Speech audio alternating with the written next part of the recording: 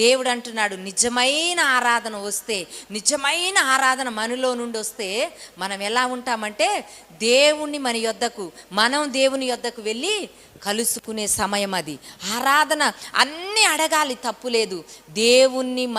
మనం దేవుణ్ణి కలుసుకునే సమయం ఒకటి ఉన్నది అని అంటే అది ఆరాధనే. దేవునికి మహిమ కలుగును గాక. ఆరాధన శ్రేష్టముగా ఉండాలి. ఆరాధన అంటాడు, నిర్దోషమైన చేతులెత్తుము, నిర్మలమైన మనసుతో స్తుతించుము అంటాడు. నిర్దోషమైన మనసు అంటే ఏంది? నిర్మలమైన హృదయం అంటే ఏంది? దేవుడు ఏదేది చెప్పలేదు కదా. నిర్దోషమైన మనసు మనకి ఉండి, నిర్దోషమైన చేతులు ఇలా ఎత్తి ఆకాశం వైపు మన తలెత్తినప్పుడు పరిశుద్ధాత్మ దేవుడు నీ హృదయాన్ని నింపి ఇక ఎన్నడెన్నడు నువ్వు లోకములో కలవకుండా నీకు నూతనమైన మనసు ఇస్తాడు. హల్లెలూయా. సౌలుకి ఏ మనసు ఇచ్చినాడు దేవుడు? కొత్త మనసు ఇచ్చినాడు. కొత్త మనసు ఇచ్చిన తర్వాత